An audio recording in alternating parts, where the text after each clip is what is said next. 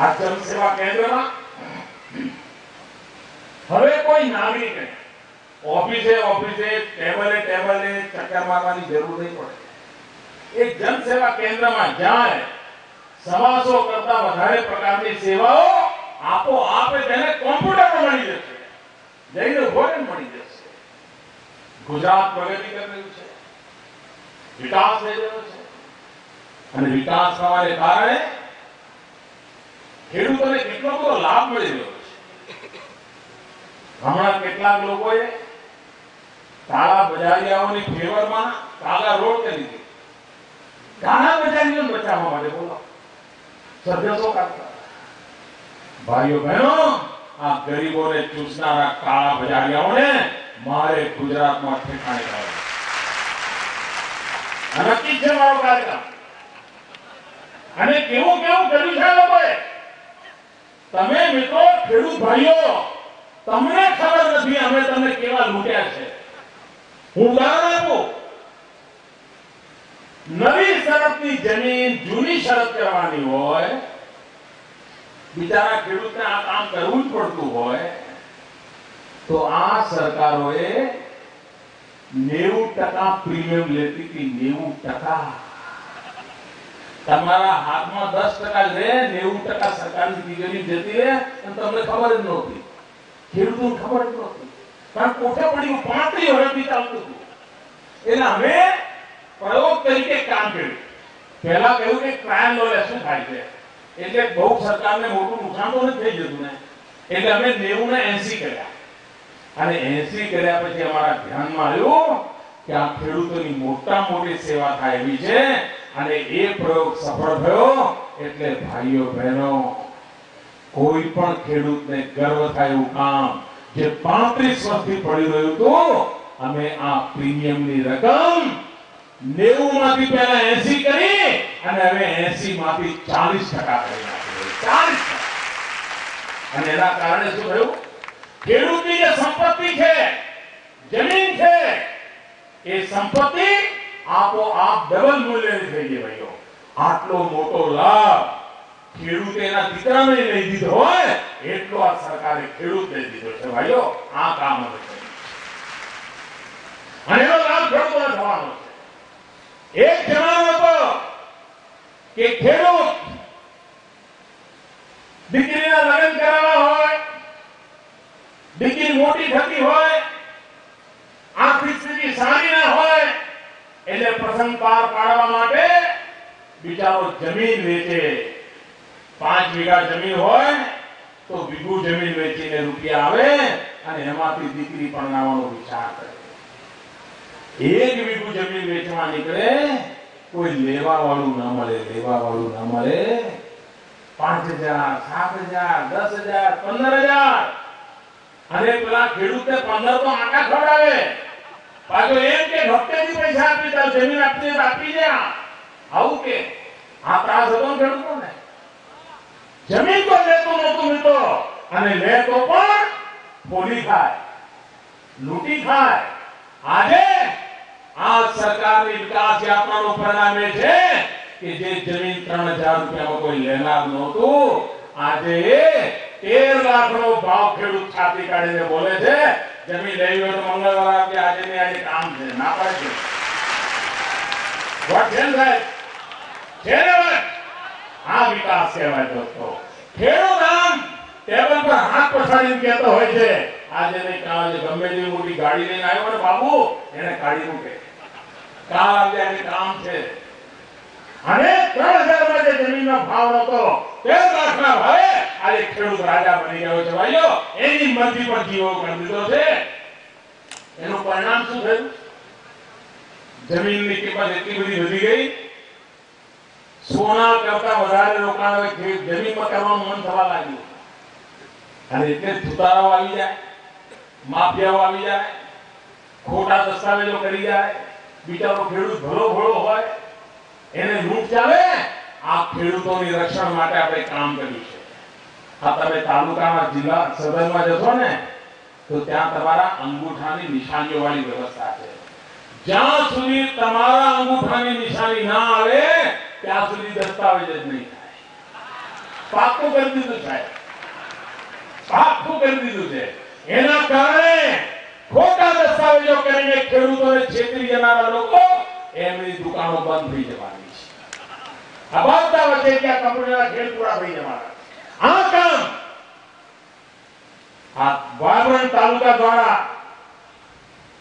જનસેવા કેન્દ્ર દ્વારા, ટેકનોલોજીના ઉપયોગ દ્વારા ઉત્તમમાં ઉત્તમ સેવા ગરીબમાં ગરીબ માણસને મળે, એનું નામ એટલે આપણો તાલુકો વાયબ્રન્ટ તાલુકો. આ કામ ભાઈઓ બહેનો, મોટા મોટા શહેરોમાં તો ગટરો હોય, પણ નાના નાના તાલુકા કક્ષા કરતા નાના ગામો ત્યાં વ્યવસ્થા ક્યાં હોય? આ સરકારે કરોડો રૂપિયા, ભલે નગરપાલિકા ના હોય તો પણ અમુક કરતા વધારે જનસંખ્યા રહેતી હોય તેને ભૂગર્ભ ગટર આપવી જોઈએ, જેથી કરીને લોકોના આરોગ્યની ચિંતા કરી શકાય. ભાઈઓ બહેનો, ગુજરાતની અંદર એવા સેંકડો નાના નાના નગરો કાઢ્યા છે કે જેને ભૂગર્ભ ગટરનું કામ પણ પૂરું કરવાની નેમ સાથે આ સરકાર આખા તાલુકે વાતાવરણ બનાવ્યું છે. અને હમણાં જે જનસંખ્યાના આંકડા આવ્યા છે ને, એમાં ગુજરાતમાં શહેરી વસ્તી 40-42% વટાવી રહી છે અને શહેરો પર નફતી વસ્તી 50-55% આસપાસ પહોંચી ગઈ છે. તો આપણે વ્યવસ્થાઓ પર વિસ્તારવી પડશે, વિકાસ પણ કરવો પડશે. અને એ જો કરવો હશે તો વિકેન્દ્રિત વ્યવસ્થા ઊભી કરવી પડે. માત્ર ગાંધીનગરથી ચલાવી ન શકાય, માત્ર જિલ્લાના વડા મથકથી ન ચલાવી શકાય. તે જ ગતિથી આગળ વધવું હોય તો તાલુકાને શક્તિશાળી બનાવવો પડે. કેટલા મોટા પાયા પર નવા જવાનિયાઓને આપણે ભરતી કરવાના છે, જેથી કરીને તાલુકાની અંદર યોગ્ય ટેકનિકલ સ્ટાફ હોય, એન્જિનિયરિંગ સ્ટાફ હોય, કોમ્પ્યુટર જાણકારો સ્ટાફ હોય, વહીવટને આધુનિક રીતે ચલાવી શકે એવો સ્ટાફ હોય. લાખોની સંખ્યામાં ગુજરાતમાં જવાનિયાઓના કારણે ભરતી થવાની છે. કારણ મારે તાલુકાને શક્તિશાળી બનાવવો છે, તાલુકાને ક્ષમતાવાળો બનાવવો છે. એનું કામ થવાનું છે. આ ભરતીને કારણે તદ્દન યુવા ઉત્સાહી પેઢીને કામ મળવાનું છે. એના હાથમાં જવાબદારી આવવાની છે. એના કારણે ગતિ તેજ થવાની છે ભાઈઓ. નહીં તો દૂર દૂરના તાલુકા હોય, નોકરી કોઈ જવા તૈયાર ન થયા દિવસો હોય. એ સ્થિતિમાંથી બહાર લાવવું છે અને આખા આયોજનના કેન્દ્રમાં તાલુકાને રાખવો છે. તાલુકાની મુશ્કેલીઓને સીધી સમજવી છે, તાલુકાની આવશ્યકતાઓની પૂર્તિ સીધી કરવી છે અને તાલુકા દ્વારા સમગ્ર રાજ્યને આગળ વધારવું છે. આજે રાજ્ય આગળ વધી રહ્યું છે. 26 જિલ્લાના 26 થાંભલા ઉપર ગુજરાત ઉપર વધી રહ્યું છે. 26 થાંભલા ઉપર આપણે આગળ વધી રહ્યા છે. મારે રાતોરાત 26 માંથી એવો કૂદકો મારવો છે અને 225 થાંભલા ઉપર આખી આ ગુજરાતની ઇમારતને આગળ લઈ જઈ છે. 225 તાલુકા ઉપર ગુજરાતને આગળ લઈ. આપ વિચાર કરો, 26 થાંભલે આટલે પહોંચ્યા તો 225 થાંભલા હોય તો ક્યાં પહોંચાય ભાઈ? કેવી મજબૂતી આવે, કેવી શક્તિ આવે? એક કામ આ 225 વાયબ્રન્ટ તાલુકાઓ દ્વારા આખો એક ઉપાડ લાવવો છે. એક ઊંચાઈ આપવી છે. એ ઊંચાઈ આપવાનું કામ એના દ્વારા કરવું છે. ગુજરાતને નિત્ય નવી વિકાસની યોજનાઓ સાથે જોડવું છે. નવી નવી વ્યવસ્થાઓ આપવી છે. સામાન્ય માનવીની સુખાકારી માટે આપવી છે. શિક્ષણની વ્યવસ્થાઓનું વિકેન્દ્રીકરણ, આરોગ્યની વ્યવસ્થાઓનું વિકેન્દ્રીકરણ, જનસેવાની વ્યવસ્થાઓનું વિકેન્દ્રીકરણ, બજેટનું વિકેન્દ્રીકરણ, આયોજનનું વિકેન્દ્રીકરણ, મોનિટરિંગનું વિકેન્દ્રીકરણ. આમ સંપૂર્ણતયા વિકેન્દ્રીકરણના મંત્રને ધરતી પર ઉતારવાનો ઉત્તમ પ્રયાસ કોઈ શરૂ કર્યો હોય તો આપણા ગુજરાતે. હજુ દેશમાં બંધારણના આંકડા આમ તેમ કરવા સિવાય કોઈ કંઈ કરી શક્યું નથી. બંધારણમાં કલમો ઉમેરવા સિવાય કોઈ કરી શક્યું નથી. આપણે સાત અથવા ધરતી પર વિકેન્દ્રીકરણના મુદ્દાને સાકાર કરવાની દિશામાં આગળ વધી રહ્યા છે. મારી તાલુકાના સામાજિક રાજકીય આગેવાનોને પણ વિનંતી છે. તાલુકાનું જેમને દર્શન છે, સમજ છે, એમને વિનંતી છે કે હવે તાલુકા કક્ષાએ નાગરિકો સેમિનાર કરે, તાલુકાની વિકાસ યોજનાનો સેમિનાર કરે, ખેડૂતો ભેગા થઈને સેમિનાર કરે, કે આપણા તાલુકામાં ઉત્તમ ખેતી કરવા માટે શું શું કરી શકાય. આરોગ્ય તરફ લેનારા ડોક્ટર મિત્રો સેમિનાર કરે કે આપણા તાલુકામાં ઉત્તમ આરોગ્યની સેવાઓ કેવી રીતે થાય. આખું મનોમંથન તાલુકા દ્વારા, તાલુકામાં, તાલુકા માટે, તાલુકાની લોકશક્તિના ભરોસે થાય એવી મારે શરૂઆત કરવી છે. મારે લોકોને જોડવા છે અને એકવાર તાલુકાના આ પ્રકારની ટીમો તાલુકાના વિકાસ માટે વિચાર કરશે તો ક્યારે પાછા વળીને જોવું નહીં પડે. વિકાસની મહેનત આવશે મિત્રો, કારણ કે તાલુકાની કક્ષાએ વિચાર કરનારી ટીમ તૈયાર થશે અને સરકારના તાલુકાના અધિકારીઓ સમાજની આવી ટીમો બનાવીને જોડશે. એ દિશામાં કામ કરવું છે. ભાઈઓ બહેનો, વિકાસની નવી ઊંચાઈઓને પાર કરવાની મથામણ છે. આ સ્વર્ણિમ જયંતિનું વર્ષ પત્યા પછી આ વિકાસને મારે તોરો ખાવા માટે અટકાવવાનો નથી. આ જે વાતાવરણ બન્યું છે એ વાતાવરણને ઓર તેજ ગતિથી આગળ લઈ જવું છે અને એટલા માટે હું ગયા 15 દિવસથી ગુજરાતે ખૂણે ખૂણે દોડી રહ્યો છું. ધોમ ભરતા તાપતા લોકોને મળી રહ્યો છું અને ફરી એકવાર વધુ ઉત્સાહથી સ્વર્ણિમ જયંતિના વર્ષની પૂર્ણાહુતિ પછી પણ વિકાસની યાત્રાને તેજ ગતિથી આગળ વધારવી છે એ દિશામાં પ્રયાસ કરી રહ્યો. મને આપના આશીર્વાદ જોઈએ, મને આપનો સાથ સહકાર જોઈએ. ભાઈઓ બહેનો, મારા જીવનનો માત્ર એક મંત્ર છે, ગુજરાતનો વિકાસ, નિરંતર વિકાસ, અવિરત વિકાસ, નવી નવી ઊંચાઈઓને પ્રાપ્ત કરવો વિકાસ. આવો વિકાસનો મંત્ર આપણા બધા દુઃખો દૂર કરશે. આ વિકાસનો મંત્ર આપણને મુસીબતોમાંથી બહાર કાઢશે. આ વિકાસનો મંત્ર આપણા સંતાનોનો આવતીકાલ ઉજાળશે. આ વિકાસનો મંત્ર આપણી બહેન દીકરીઓની જિંદગીને સુરક્ષિત કરશે.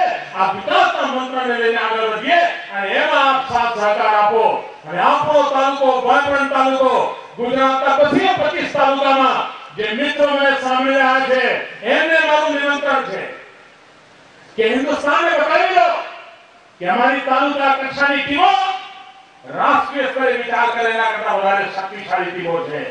અમારી તાલુકા કક્ષાની ટીમો મોટા મોટા અફસરો અમલ કરે એના કરતા વધારે સારું અમલ કરી શકે એવા લોકો છે. અમારી તાલુકાની ટીમો જન સામાન્યની ઈચ્છાઓની પૂર્તિ કરવા માટે પૂરતું સામર્થ્ય ધરાવે છે. આવનારા દિવસોમાં કૃષિ મહોત્સવ થવાનો છે. તાલુકાના ભરોસે કરવાના છે. તાલુકાની આયોજન તાલુકાની તાકાત પર કરવાના છે. કન્યા કેળવણીનો મહોત્સવ થવાનો છે. તાલુકાના ભરોસે કરવાના છે. તાલુકાની તાકાત પર કરવાના છે. આ વર્ષનું બજેટ પસાર થઈ ગયું છે.